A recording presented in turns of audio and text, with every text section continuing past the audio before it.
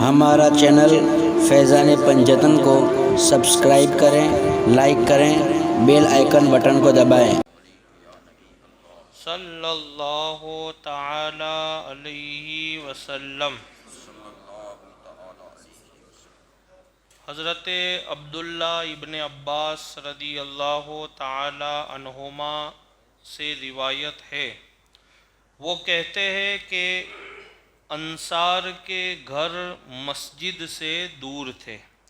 مدینہ شریف میں جو انصار صحابہ کرام تھے ان کے گھر مسجد نبوی سے دور تھے، تو انہوں نے یہ چاہا کہ ہم مسجد نبوی سے قریب آ جائے۔ انہوں نے ایک پروگرام بنایا کہ ہمارے گھر مسجد نبوی سے دور ہے تو ہم مسجد نبوی کے قریب رہنے چلے جاتے تاکہ ہم کو سرکار سے ملاقات میں بھی آسانی رہے گی اور نمازوں کی لیے مسجد میں آنا بھی ہمارے لیے آسان ہو جائے گا۔ اور وہ زمانہ سرکار علیہ السلام کا دور کہ اس وقت اتنا صاف رستہ بھی نہیں، کیونکہ چٹیل میدان تھا، پتھریلی زمین تھی اور لائٹ وغیرہ کا کوئی انتظام نہیں، چراغ وغیرہ سے کام چلاتے تھے۔ تو وہ دور میں انصار صحابہ کرام نے یہ سوچا کہ ہم مسجد نبوی سے دور ہے تو قریب آ جائے تاکہ نمازوں کی حاضری ہمارے لیے آسان ہو جائے۔ تو یہ انہوں نے یہ چاہا کہ مسجد نبوی سے قریب آ جائے، تو اس پر یہ آیت کریمہ نازل ہوئی۔ جب انہوں نے یہ پروگرام بنا دیا کہ اب ہم مسجد نبوی سے قریب رہنے کو چلے جاتے، تو پھر یہ آیت کریمہ نازل ہوئی، اور وہ آیت کریمہ یہ ہے وَنَكْتُبُ مَا قَدَّمُوا وَآثَارَهُمْ۔ سورہ یاسین شریف کی یہ آیت کریمہ ہے جس کا ترجمہ یہ ہوتا ہے کہ جو انہوں نے نیک کام آگے بھیجے، یعنی جو بھی آپ نیک کام کرتے ہیں، جو انہوں نے نیک کام آگے بھیجے اور ان کے نشان قدم تک ہم لکھتے ہیں۔ اللہ تعالیٰ فرماتا ہے کہ اے لوگو، تم جو مسجد میں جتنے قدم چل کر کے جاتے وہ تمہارے نشان قدم بھی ہم نوٹ کر لیا کرتے۔ وَنَكْتُبُ مَا قَدَّمُوا وَآثَارَهُمْ، اور ہم لکھتے جو انہوں نے پہلے بھیجا۔ مطلب کیا؟ جو بھی نیکیاں انسان اپنی زندگی میں کرتا ہے اور مرنے سے پہلے اسے اللہ کی بارگاہ میں بھیجتا ہے، جیسے ابھی ہم اور آپ زندہ ہیں تو ابھی ہم جو نیکیاں کر رہے ہیں تو اس کو بولتے پہلے نیکیاں کرنا۔ وَنَكْتُبُ مَا قَدَّمُوا وَآثَارَهُمْ، اللہ فرماتا ہے ہم تمہاری ہر نیکی کو بھی نوٹ کرتے ہیں، وَآثَارَهُمْ، اور تمہارے نشان قدم کو بھی۔ تم کتنے قدم چل کر کے مسجد میں جاتے ہو وہ بھی تمہارے نشان قدم کو بھی ہم لکھتے اور تمہاری ہر نیکی کو لکھتے۔ حالانکہ یہ آیت کریمہ کے تحت مفسرین کرام نے بہت ساری تفسیریں کی ہے۔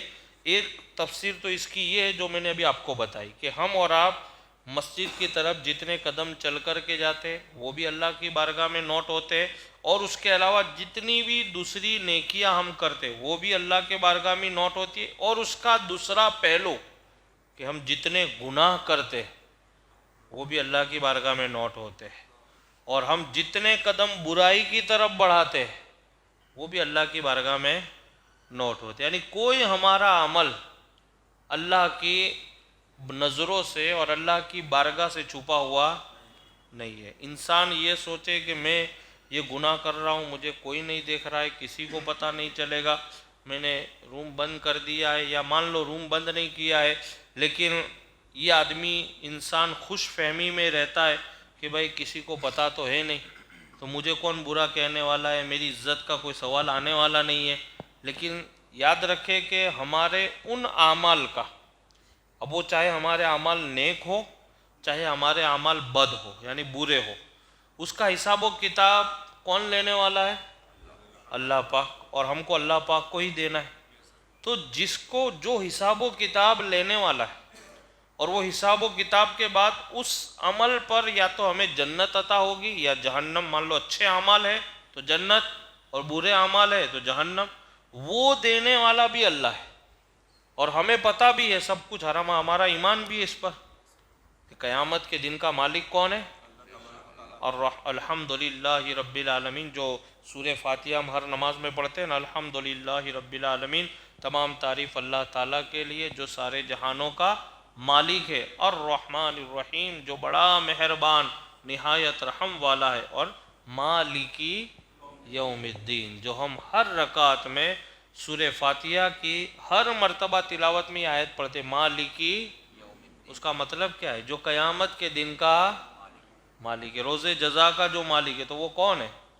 اللہ رب العزت، اللہ پاک، وہی ہمارے نامہ اعمال کا حساب و کتاب کرنے والا، اور ہمیں اس کی جزا اور سزا یہ اللہ کے قبض و اختیار میں، اور اس سے کوئی چیز ہماری چھپی ہوئی نہیں ہے۔ اللہ نے اور بھی بہت سی جگہوں پر فرمایا کہ تم جہاں کہیں بھی رہو، میرا بندہ اپنے آپ کو میری نظر رحمت سے کبھی چھپا نہیں سکتا ہے۔ اللہ کی نظروں سے ہم کبھی اپنے آپ کو نہیں چھپا سکتے۔ یہ خوش فہمی میں کبھی بھی کسی بھی بندے کو نہیں رہنا چاہیے کہ میں یہ عمل کرتا ہوں، مجھے اچھا، ایسے ہی آپ نیک عمل کی بھی فکر نہیں کریں۔ آپ جو نیک عمل کرتے، جیسے بزرگان دین بولتے تھے کہ بھئی نیکی کر دریا میں ڈال، اس کا مطلب کیا کہ نیکی کرنے کے بعد آپ بھول جاؤ، کسی کو اس کا چرچا مت کرو، کسی کو بتانے کی ضرورت نہیں ہے۔ کیوں؟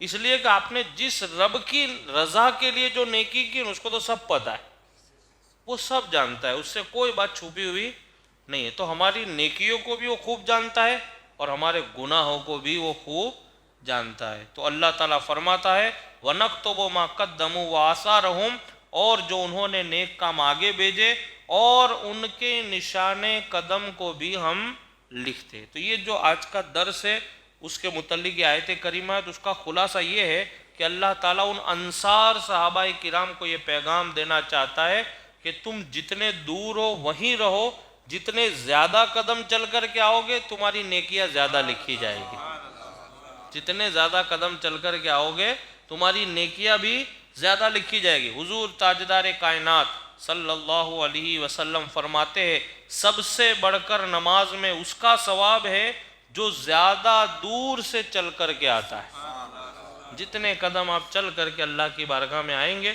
اتنا ثواب آپ کو زیادہ ملے گا۔ اللہ سے دعا ہے کہ اللہ رب العزت سب سے پہلے مجھے اور آپ تمامی حضرات کو نماز با جماعت ادا کرنے کی توفیق عطا فرمائے۔ ان اللہ